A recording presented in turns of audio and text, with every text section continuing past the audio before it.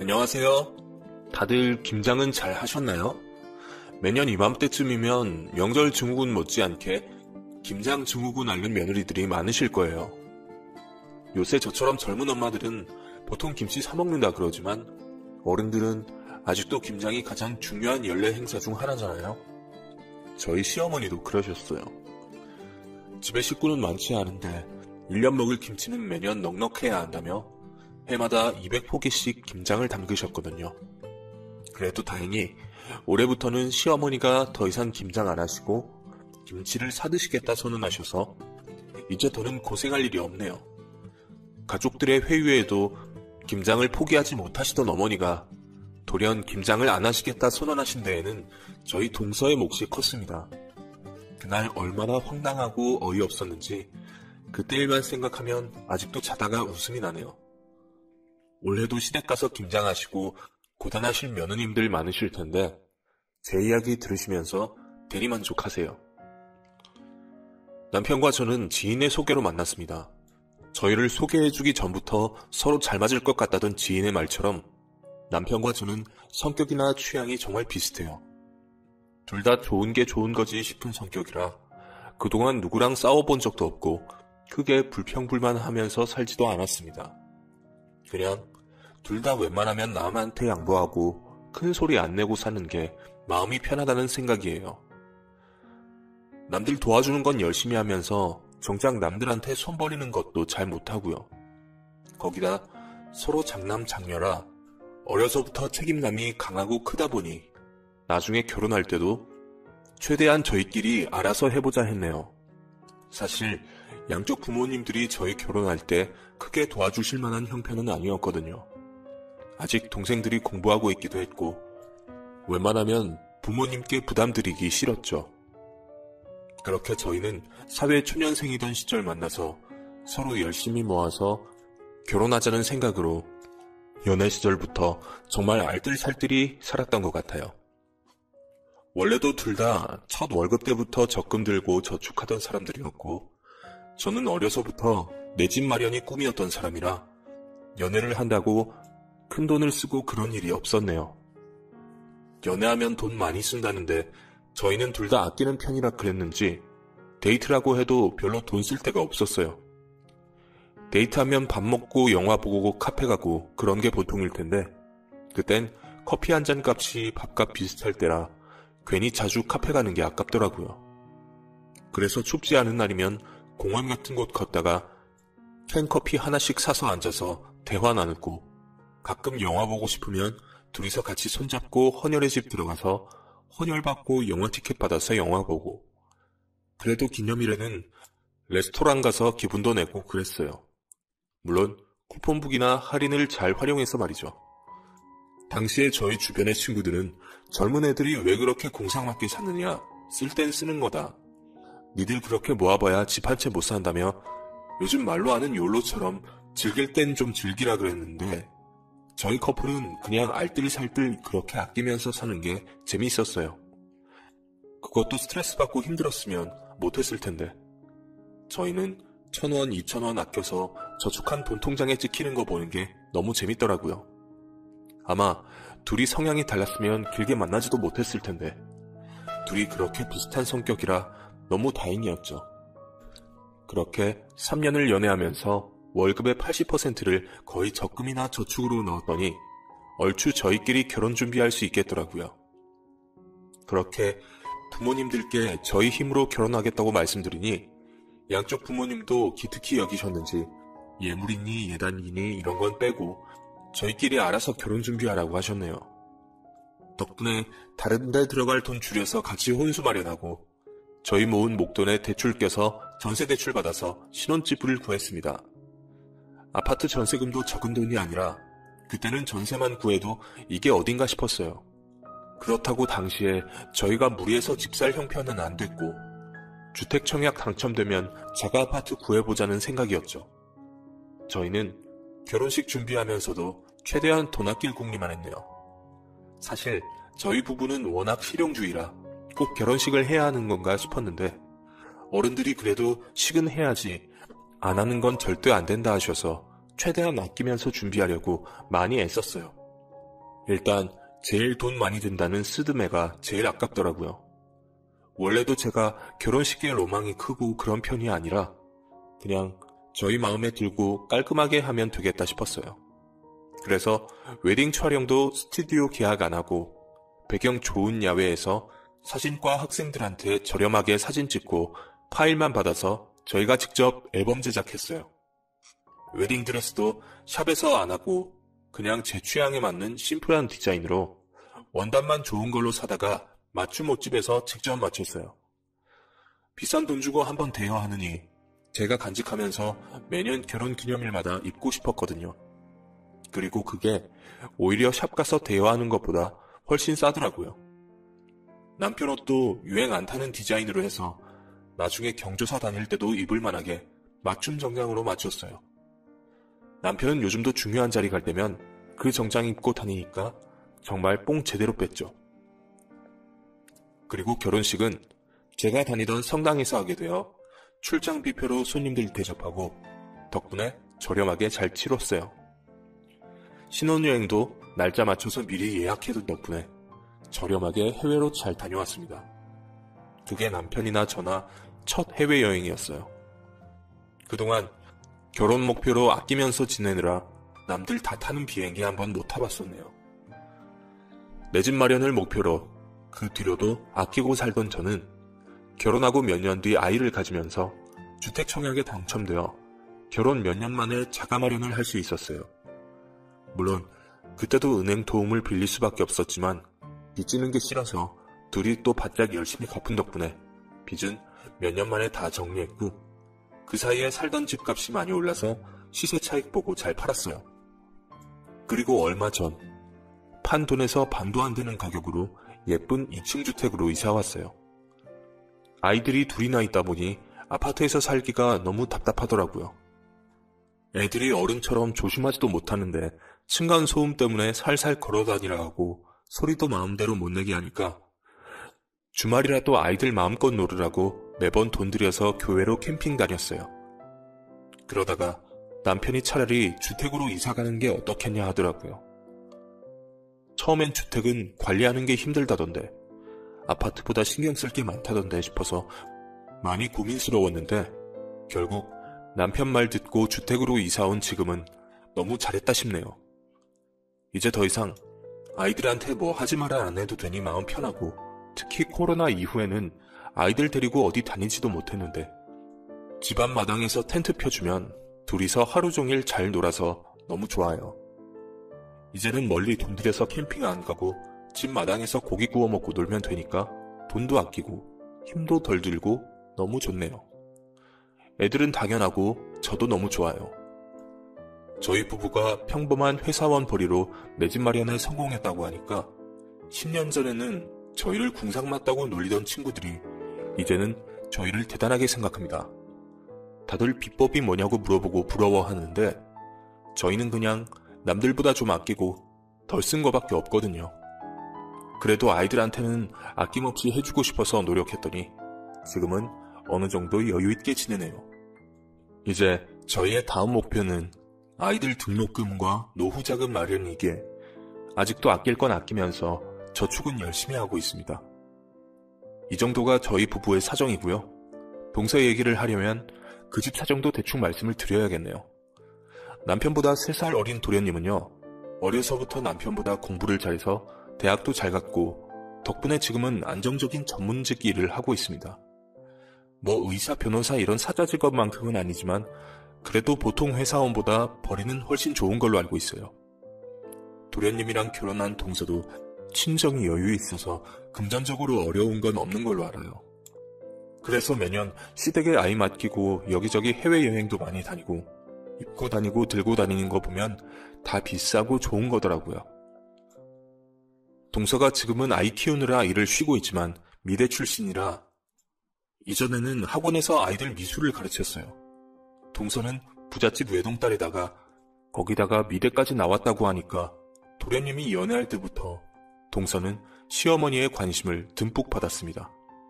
사실 원래도 어머니가 큰아들보다는 공부 잘하던 둘째 아들을 더 아끼시는 것 같았는데 동서도 저보다 잘나서 그랬는지 더 좋아하시더라고요. 그런 동서가 시집 온다 그러니까 너무 좋으셨는지 앞으로 같이 쇼핑도 다니고 딸처럼 잘 대해주겠다며 손까지 잡으시면서 엄청 아껴주시더라고요. 저는 어머니가 그렇게 살가운 성격인 줄 그때 처음 알았네요. 집으로 인사 온다길래 그때 저도 그 자리에 있었는데 어머니 동서 대하시는 모습을 보니까 제가 그 집 인사드리러 갔을 때가 문득 떠오르더라고요. 제가 처음 결혼 승낙받으러 인사드리러 갔을 때는 둘이 모아둔 돈은 얼마 있냐, 아직 둘째 아들 학자금 대출 갚느라 여유가 없으시다며 못 도와주신다고 그러셨거든요. 저희도 애초부터 부모님들께 손 벌릴 생각 없었으니까 그냥 알아서 하겠다고 말씀드리고 집이나 혼수 알아서 하고 예단 예물 생략하고 결혼했죠. 그렇게 저희는 시댁의 도움 받은 것 없이 시작했는데 인사드리러 온 동서한테는 귀한 딸 데려오면서 고생시킬 수 없다고 아파트 얻어주신다 그러시더라고요. 사실 그때 시부모님이 가지고 계시던 시골 땅이 비싼 값에 팔려서 저희 결혼할 때랑 다르게 그때는 여유 있으셨다는 것도 알았고 도련님이 평소에 시댁에 용돈도 많이 드렸으니까 시부모님이 저러시는 것도 이해가 안 가는 건 아니었어요. 그래도 남편 학자금 대출은 자기가 다 갚았거든요. 그런데 동생은 명문대 갔다고 부모님이 학대해 주셨고 결혼할 때도 집까지 해주셨네요. 보면서 엄청 속상하다는 것은 아니었지만 그래도 옆에서 보고 있으니 좀 씁쓸한 건 사실이었네요.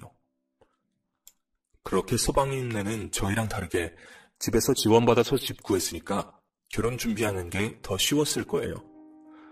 동서는 결혼식도 호텔에서 하고 예물 예단 다 하고 시댁에서 꾸민비까지 받았던 걸로 알아요. 저도 시동생 결혼하는 거 속속들이 알고 싶지 않았는데 어머니가 저한테 자꾸 말씀해 주시더라고요.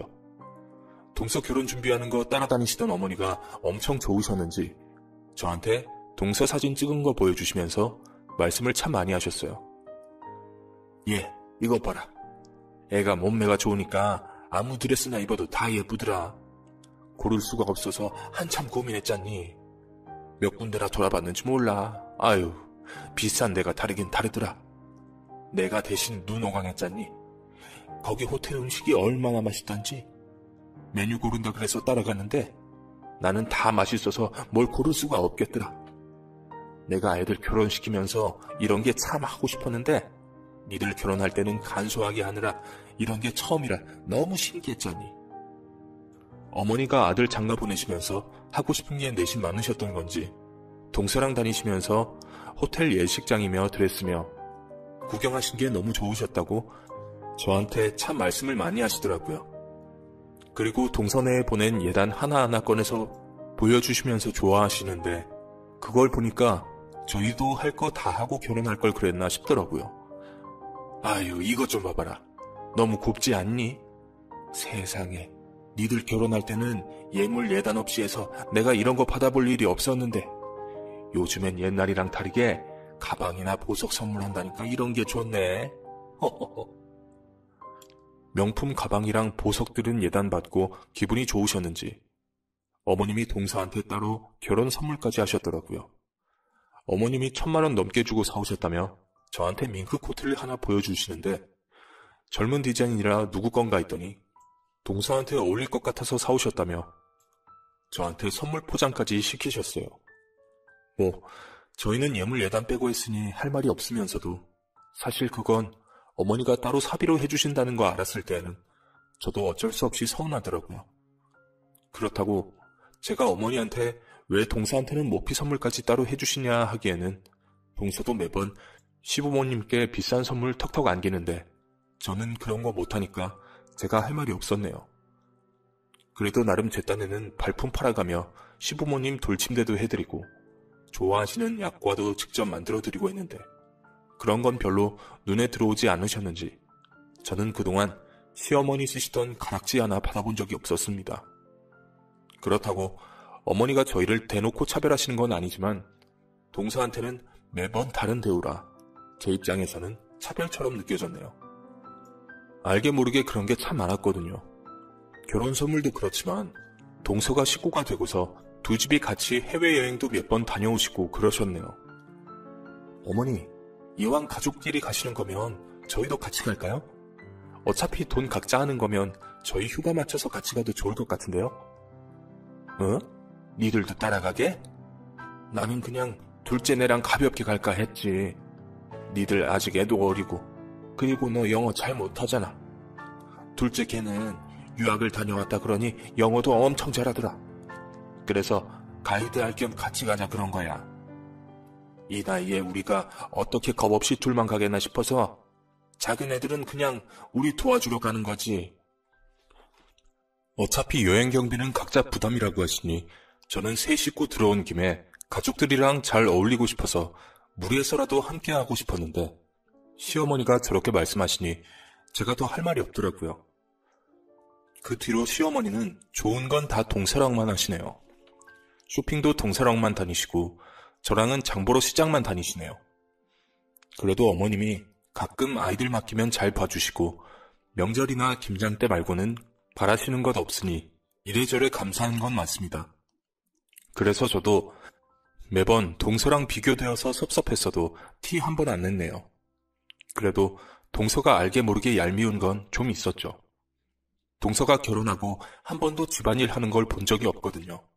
결혼하고 첫 명절날 그동안 혼자 하던 며느리 노릇 이제는 둘이서 나눠 하겠구나 싶어서 잔뜩 기대를 했는데 명절 당일 오겠다던 동서가 점심시간 다 되도록 소식이 없더라고요. 어머니한테 작은 집 언제 오냐 물어도 올 때 되면 오겠지 하시며 말씀이 없으시고 그래서 그냥 매년 하던 것처럼 결국 저랑 어머니랑 둘이서 음식 준비를 다 끝냈네요. 점심상을 다 차리고 나니까 그제서야 동서가 오더라고요. 어머님, 아버님, 저희 왔어요. 어머니, 늦어서 죄송해요. 아까 전화로 말씀드린 것처럼 남편 때문에 좀 늦었네요. 그리고 오다 보니까 차가 막혀서 더 늦었어요. 어머, 벌써 음식 다 하셨네요? 형님, 죄송해요. 이따 먹고 치우는 건 제가 할게요. 늦게 온 동서는 서방님이 바빠서 늦었다며 바로 식사 자리에 앉아서 제가 퍼주는 밥과 국을 먹었어요. 그래도 먹었으니 뱉은 말처럼 정리는 동서가 좀 도와주겠지 했는데 시어머니가 동서더러 힘들 텐데 그냥 앉아있으라며 거실에 도로 앉히시더라고요. 아유, 얘 오느라 피곤했을 텐데 좀 앉아있어. 그리고 너는 아직 집안 살림도 잘 모르지 않니? 큰애가 다 알아서 할 거다. 큰애야, 대충 정리하고 아까 둘째가 가져온 과일 좀 깎아서 내와라. 결국 정리마저 모두 제 몫이었네요. 원래 혼자 하던 일이니까 똑같았는데도 며느리가 둘인데 저 혼자 주방에 있으니 기분이 썩 좋진 않더라고요. 그리고 저녁 먹고 나서도 동서는 친정에서 기다리시겠다며 급하게 돌려보내셨고 또 정리는 제가 하고 저는 저녁이 다 되어서야 친정으로 갈 수 있었어요. 저도 동서처럼 빨리 친정 가고 싶은데 겨우 몇 시간 차이지만 차별 같아서 기분이 안 좋았는데 제 표정 보시고 시어머니가 그러시네요. 왜? 너도 빨리 친정 안 보내줬다고 섭섭하니? 아유, 얘도 참. 쟤는 이제 막 시집 왔잖니. 아직 친정이랑 정도 못 됐을 거 아냐? 그리고 둘째 있어봤자 우리 집 살림도 모르는데 뭔 도움이 되겠니? 그냥 하던 대로 우리 둘이 후딱 하고 치우는 게 낫지. 안 그러니? 첫 명절에는 그러려니 참고 지나갔는데 그 뒤로도 매년 명절 때마다 동서는 별로 바뀐 게 없었어요. 그 후로도 매번 명절이나 집안 행사 때마다 바쁜 전문직 남편 탓을 해가며 모든 일이 마쳤을 때에만 시댁에 왔으니까요. 시어머니도 좀 어이없어 하셨지만 동서한테 대놓고 뭐라 하시진 못했어요. 얘 작은 애야. 아무리 바빠도 그렇지 큰애 혼자 다 할 동안 안 오면 어떻게 하니. 이제는 식구 늘어서 양도 많은데 와서 며느리끼리 좀 돕고 그래야지. 응? 다음부터는 근수 바쁘면 너 혼자라도 미리 와서 좀 도와라. 알겠니? 어머니, 제가 안 오고 싶어서 그런 것도 아니잖아요. 제가 운전도 못하니까 남편 없으면 버스 타고 와야 하는데 어떻게 그래요? 그냥 올 때 같이 오는 게 낫죠.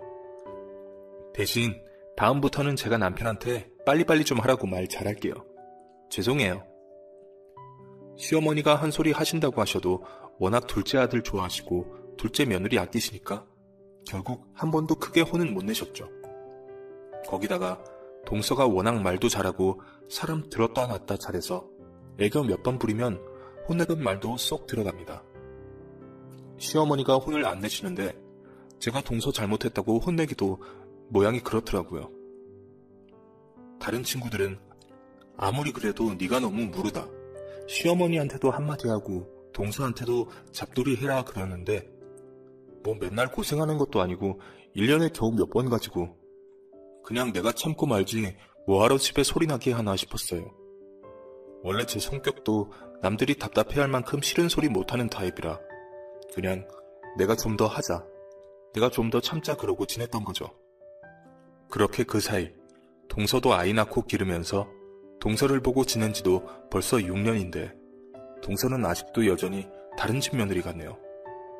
저는 한 번도 시댁 행사에 빠져본 적 없는 큰 며느리인데 동서는 아직도 시댁에 그냥 잠깐 놀러오는 손님 같아요. 정말 손님처럼 매번 시댁에 좋은 선물까지 들고 오니 시어머니가 더 모진 말씀 못하시는 것도 같네요. 그래서 어느 순간부터는 저도 스트레스 안 받고 그냥 동서는 돈으로 효도하고 나는 몸으로 효도한다 생각했습니다.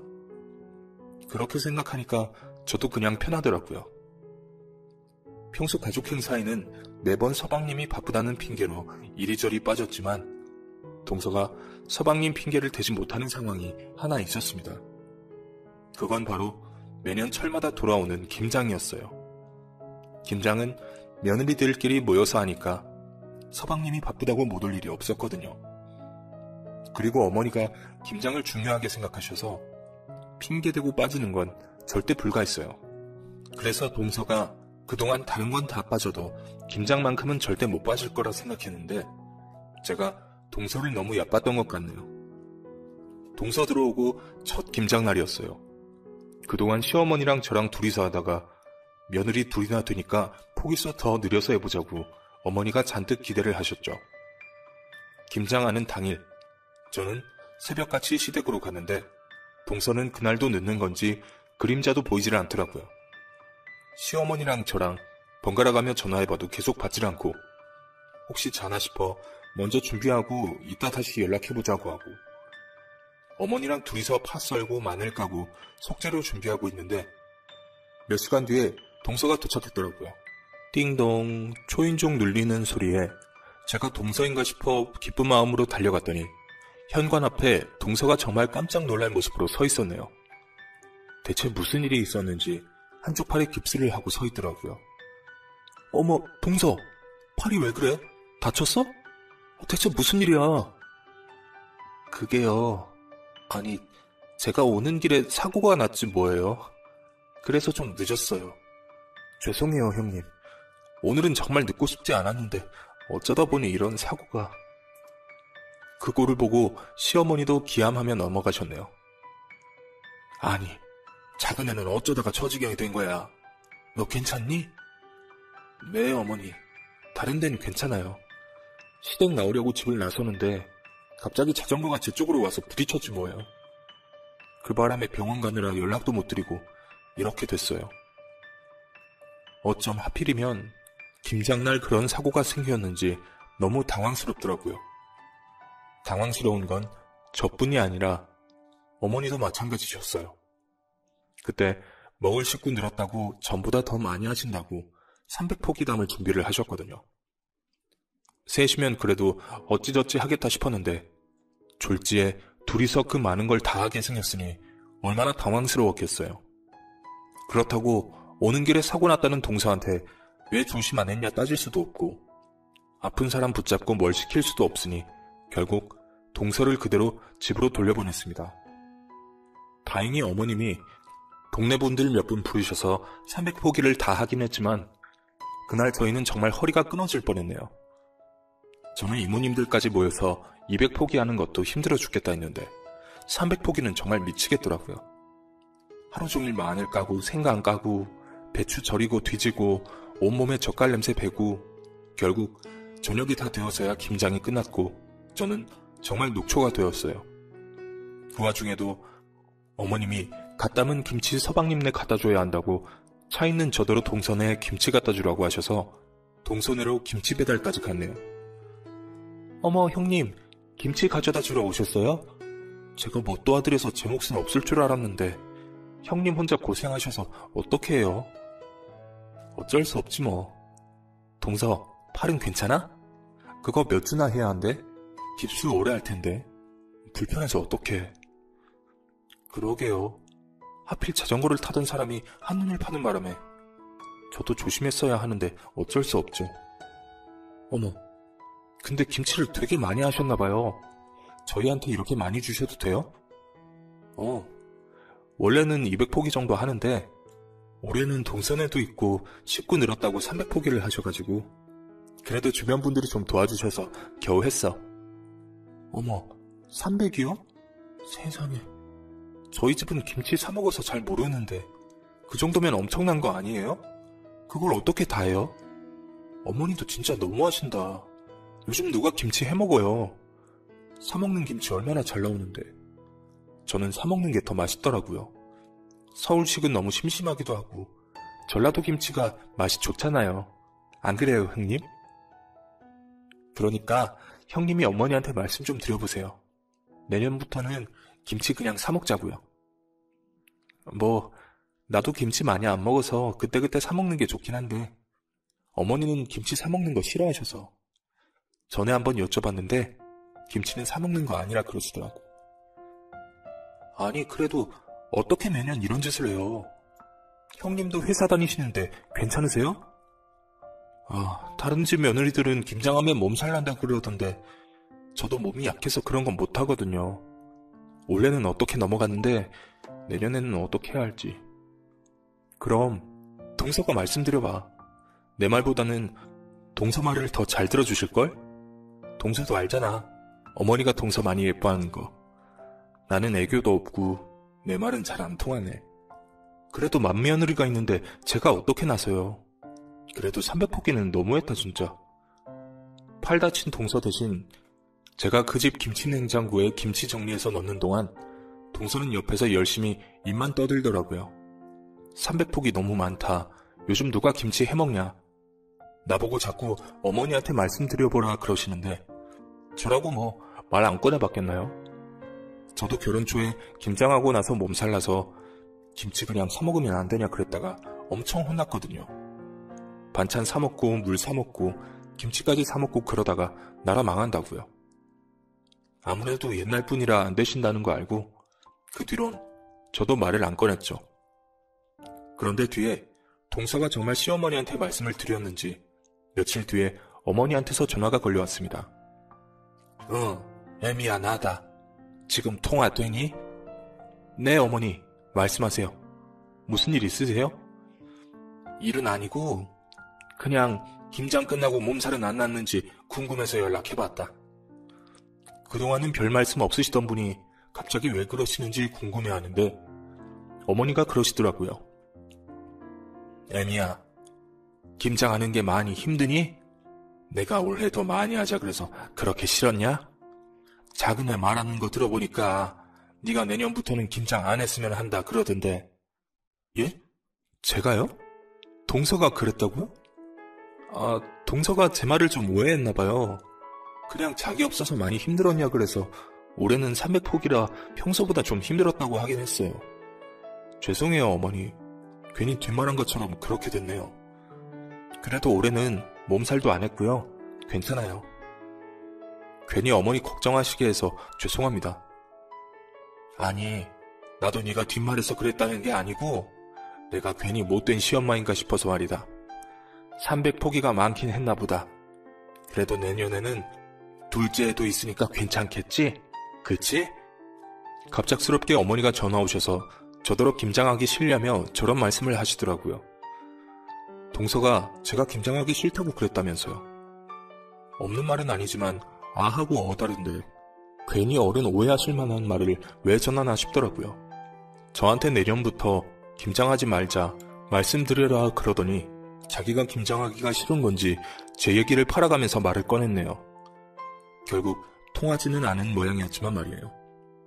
그래도 어머니가 고생시켜서 미안하다고 하시고 저한테 용돈까지 챙겨주셨지만 동서가 어머니한테 진짜 그런 말을 전했다는 걸 들으니까 괜히 동서가 얄밉고 그때부터 좀 다르게 보이더라고요. 자기가 무슨 의도가 있어서 그런 건 아니었다고 해도 괜히 제가 어쨌다 저쨌다 말 옮길 필요 있냐고요. 그 뒤로도 동서의 얄미운 행각은 계속되었습니다. 앞서 설명한 것처럼 집안일에는 매번 서방님 핑계로 불참하거나 늦었고 와서도 막상 제대로 일한 적은 별로 없네요. 그러면서도 저는 맏며느리로서 회사 다니며 아이 보며 시댁 행사에도 꼭 참여했고요. 그리고 동서는 김장 때마다 작정을 한 건지 첫 김장 이후로 매년 김장 날이면 이런저런 핑계로 깁스를 차고 왔습니다. 오른쪽 왼쪽 다치는 팔도 항상 다른 건지 처음엔 자전거랑 부딪혀서 다쳤고 또 언제는 일 다니는 미술학원에서 짐 옮기다 삐끗했고 또 한 번은 넘어졌고 아이 낳고는 애 보다가 인대가 늘어났다며 이유도 참 다양했습니다. 매번 김장 때마다 꼭 다리도 아니고 팔이랑 손을 다쳐오니까 이상하다 싶어도 붕대 둘둘 감아 깁스한 팔을 진짜 다친 건지 보자고 풀어보라 할 수도 없는 노릇이라 매번 그냥 넘어갈 수밖에 없었어요.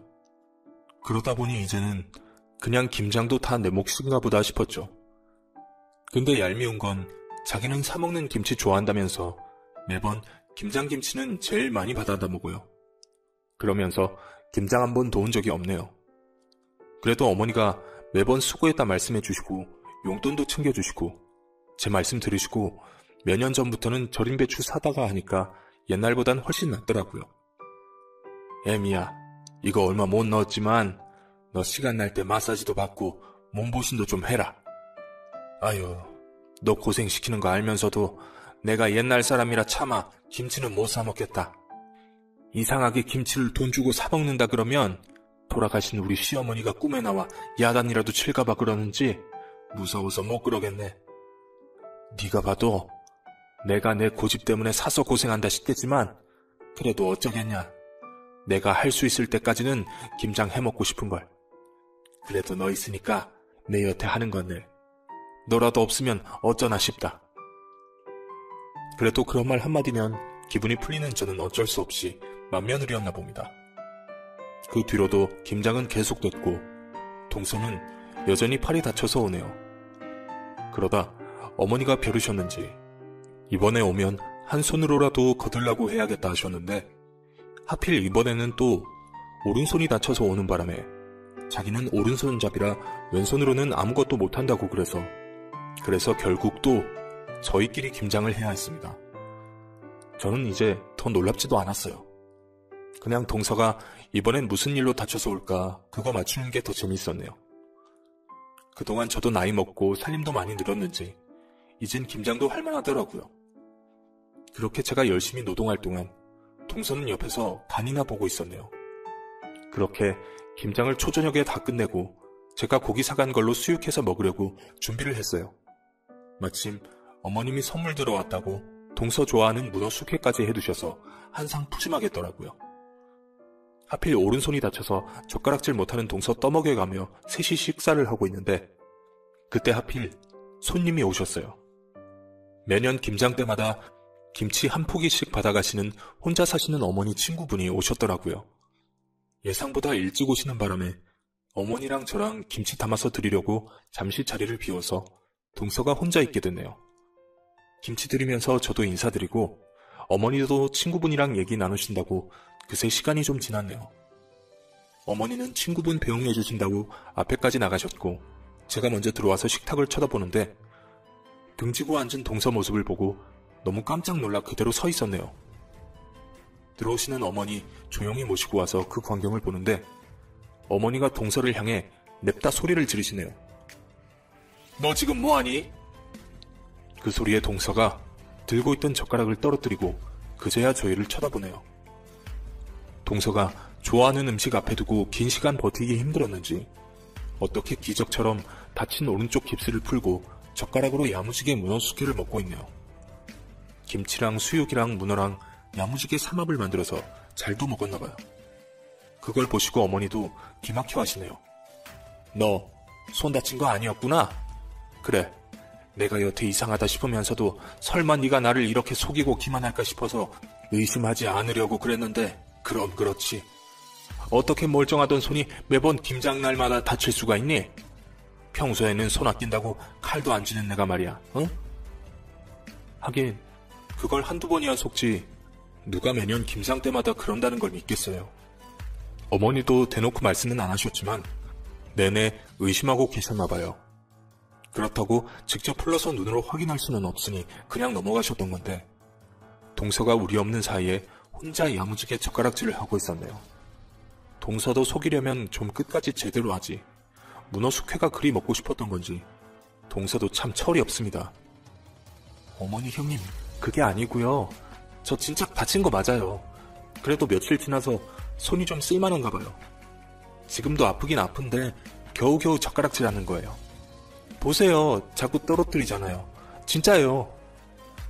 저는 어이없어서 그냥 서 있는데 어머니는 진짜 화가 많이 나셨나봐요. 의심을 하시면서도 예뻐하던 둘째 며느리가 설마 대놓고 작정해서 시엄마 속일까 싶으셨겠죠. 시어머니가 우라가 터진다며 동서 앞에서 처음으로 크게 화를 내셨어요. 내가 너 그동안 이리저리 뺀질거리는 거 귀엽다 귀엽다 하면서 봐줬지만 어떻게 이렇게 시애미를 대놓고 우습게 만들 수가 있니? 너 진짜 나를 시애미로 생각이나 하니? 그렇게 엉성하게 해도 속아 넘어간다 싶어서 내가 우습지 아주. 너 그렇게 시댁에서 고생하긴 싫으면서 나한테 받아갈 건 다 받아가고 니들 놀러 간다고 애 봐주고 돈 받을 건 다 받고 내가 너 예쁘다 오냐 오냐 했더니 아주 시애미 알기를 우습게 하는구나. 어머니 그게 아니고요. 제가 몸이 약해서 힘든 일 못하잖아요. 어머니 시키시는 건데 하기 싫다고 하기도 어렵고 제 딴에는 정말 어쩔 수 없었어요. 넌 지금 그걸 변명이라고 하니? 너는 힘들어서 하기 싫은데 네 형님 이 고생하는 건 괜찮다는 거냐? 나 참 네가 그동안 시댁을 어찌 생각했는지 잘 알겠다. 너 그렇게 시댁 싫어하니까 앞으로 우리 집 안 와도 된다. 나도 너 그냥 없는 셈 치마. 여태도 큰애랑 둘이 했는데 너 있나 없으나 뭐가 다른지 모르겠구나. 앞으로 내가 니네 집 가서 애 봐줄 일도 없을 거고 너한테 받는 거 주는 거 아무것도 없을 거다. 나는 그냥 며느리 큰애 하나 있다고 치고 삼아. 어머니 화 좀 푸세요. 제가 잘할게요. 네? 됐다. 듣기 싫다. 이제 네 콧소리도 가식 같구나. 듣기 싫으니까 빨리 니네 집으로 가라. 며느라 뭐하니? 손님 안 내보내고. 어머니는 동서에게 크게 야단을 치시고는 잘못했다는 동서를 뿌리치시며 억지로 집으로 돌려보내셨어요. 동서가 쫓겨나듯 나가고 분위기 살얼음판 같은 와중에 저는 아무것도 못하고 뒷정리만 했네요. 정리 다 끝내고 집으로 가려는 저를 붙잡고 어머니가 말씀하셨어요. 내가 아까 작은 애한테 했던 말 화나서 그냥 한 소리 아니다. 나는 앞으로 며느리는 너 하나라 치고 살 거다. 작은 놈이 뭔 소리로 구슬려 걔를 우리 집에 데려온들 나는 걔를 끝까지 손님으로 대할 거야. 내가 그동안도 형편 때문에 니들한테 못해줬다 핑계댔어도 그랬으면 안 됐다 싶었는데 이참에 제대로 해야겠다 싶다. 그동안은 큰 놈이나 작은 놈이나 공평하게 유산 나눠주려 했는데 나는 이제 그럴 생각 없구나. 걔들이야 어차피 지들 알아서 살만하니 그러는 거 아니겠니? 지들 생각해주려 했더니 필요 없다는데 내가 뭐하러 그러겠니? 옛날에도 유산은 장자한테 주면 그만이야. 어머니가 저한테 그러시더라고요. 저희 결혼했을 때는 사정이 그렇다 보니 한 푼도 못 보태줘서 저한테 내내 미안하셨는데 동서 결혼할 때는 집이고 예물이고 다 받아놓고도 며느리 둘이는 하기 싫어한다고요. 그러면서 앞으로 우리 집 며느리는 저 하나라고 두 아들한테 똑같이 나눠주기로 생각하신 유산을 저희한테 미리 주시겠다네요. 앞으로 언제 죽을지도 모르는 인생, 그냥 자식이랑 며느리 믿고 마음 편히 지내고 싶으시다고요. 어머니 마음이야 알겠지만 저희도 내 집 마련까지 하고 앞으로도 먹고 살만하고 미안해서 유산 주실 생각하지 마시고 두 분 노후 자금으로 어머니는 둘째 귀여워 예뻐한 게 차별같이 느껴졌다면 미안하다고 눈물을 훔치셨네요. 저도 알죠. 원래 부모님들은 첫째들한테는 믿음 때문인지 좀 그러시는 게 있거든요. 그날 이후로 동서도 반성을 하는지 시댁이나 제 눈치를 보기도 하고 일찍 와서 뭐라도 도우려고 했는데 시어머니는 정말 손님 취급하시며 아무것도 못하게 하시더라고요. 대신 저랑 둘이서 준비하시면서 저한테 매번 고생했다고 다독여주시고 요즘도 용돈 챙겨주시고 합니다. 저야 뭐 여태 하던 대로 하는 거니까 이전이랑 다를 건 없죠. 달라진 거라면 시어머니가 제게 유난히 잘해주신달까요? 결국 저는 가만히 있다가 동서 덕분에 시어머니 사랑을 독차지하게 되었네요. 그리고 올해부터는 저 고생시키기 싫으시다고 김장하지 않고 사 먹기로 하셨습니다. 그래도 저한테 잘해주시니 기분이 좋긴 하네요. 그럼 저는 앞으로도 그저 묵묵히 큰며느리 노릇 잘하겠습니다.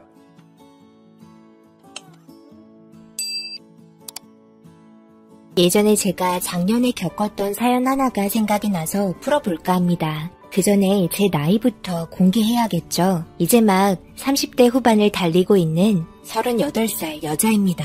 그리고 남편은 42살입니다. 현재 저희는 한 지붕 아래 아버님과 어머님과 같이 살고 있습니다. 이제 8살 된 아들 하나 키우며 많은 도움 받고 살고 있습니다. 내년에는 친정 부모님도 옆 건물로 이사와서 함께 지낼 계획입니다.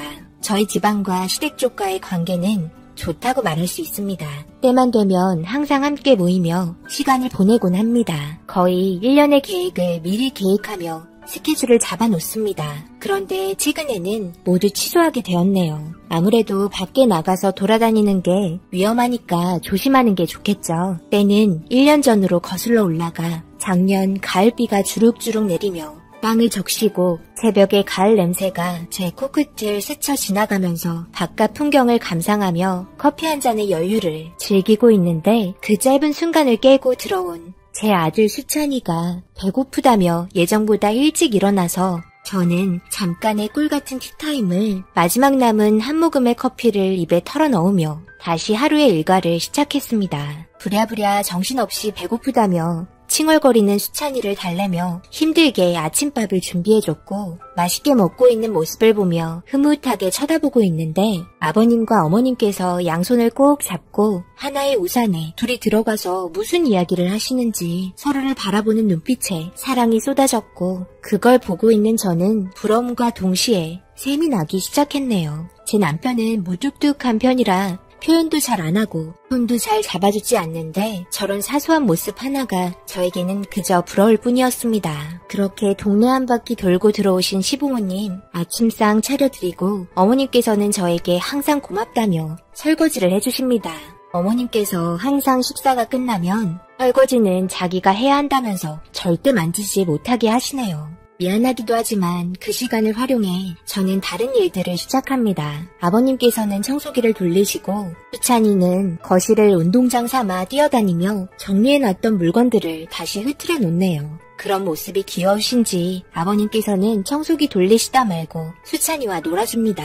이런 집에서의 생활에 만족하며 잘 살고 있던 이때에 저희 가족에게 상상하지 못한 일들이 펼쳐질 거라곤 전혀 생각하지 못했습니다. 제가 너무 욕심을 바랐던 걸까요? 그저 행복하기만을 바랐던 것뿐인데 그게 그렇게 잘못되었던 걸까요? 비가 그치자 밖에 나가서 놀자며 아버님의 손을 잡고 밖으로 끌고 가는데 제가 아직 비도 안 그치고 감기 걸릴 수 있다며 내일 나가서 놀라고 했습니다. 그러더니 제 말에 토라져서는 자기 방으로 들어가더니 안 나오길래 일단 밀린 일도 있어서 나중에 간식 주며 마음을 풀어줘야겠다고 생각했습니다.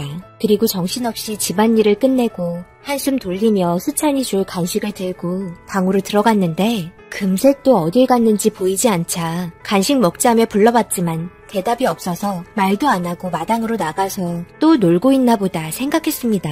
그래서 현관을 보니 역시나 수찬이 신발이 없었습니다. 천방지축 아들놈 엄마 말 듣지 않고 감기 걸리려고 밖에 나갔네요. 걱정이 돼서 저도 마당으로 나갔습니다. 한두 방울 다시 빗방울이 떨어지며 불어오는 바람과 함께 제 얼굴에 기분 나쁜 비바람이 다가왔고 불러도 대답 없는 수찬이가 조금씩 걱정이 되기 시작했습니다. 멀리 가지는 못했을 것 같아 동네 한 바퀴 돌면서 불러봤지만 찾을 수 없어 다시 집으로 들어왔고 아버님과 어머님께 수찬이 혹시 못 봤냐는 말에 전혀 모른다는 눈빛으로 제가 기대했던 대답을 듣지 못했습니다. 워낙 궁금증도 많고 이리저리 통제가 되지 않던 아이라서 점점 제 숨은 가빠지기 시작했고 다시 마당으로 나와서 온 동네를 돌아다니며 동네가 시끄러울 정도로 수찬이를 불렀습니다.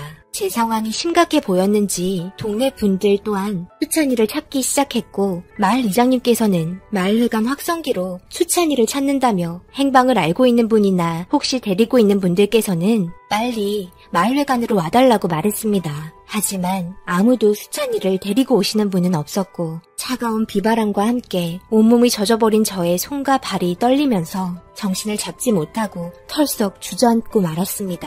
다들 상황이 심각해졌고 수찬이 하나로 인해 온 마을이 뒤집혔습니다.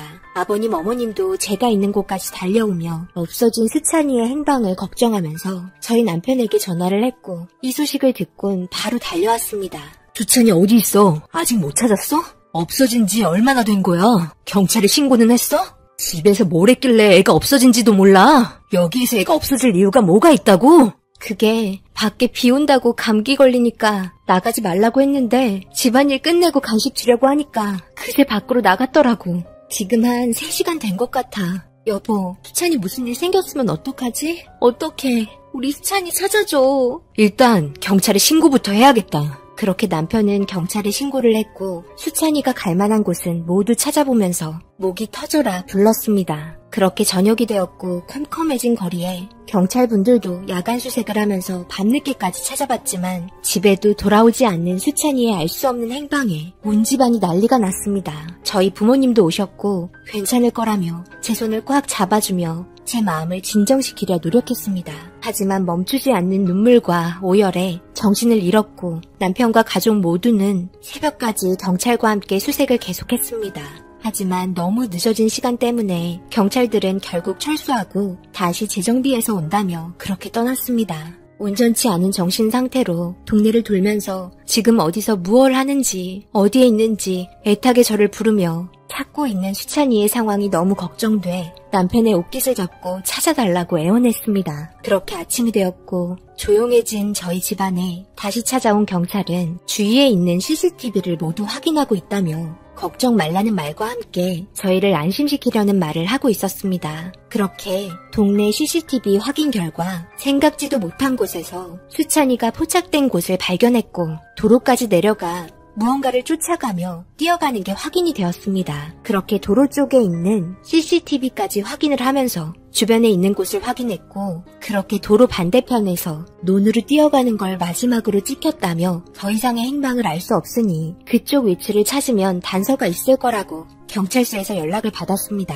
그렇게 현장으로 저희 모두 가서 찾기 시작했고 경찰분께서는 아마 주변에 돌아다니던 강아지를 쫓아간 것 같다며 한창 호기심 많을 나이에 충분히 벌어질 수 있는 일이니 무사할 거라며 안심시켜줬습니다. 그렇게 있을 만한 곳은 다 찾아봤지만 도로에 있던 CCTV에서 수찬이가 마지막으로 발견된 곳에서부터 반경 1km 이내에는 찬이가 없었습니다. 상황은 점점 심각해졌고 인력 또한 더욱더 많이 투입이 되면서 수색 반경을 넓혔습니다. 그리고 발견된 하나의 단서에 울음을 터뜨리고 말았습니다.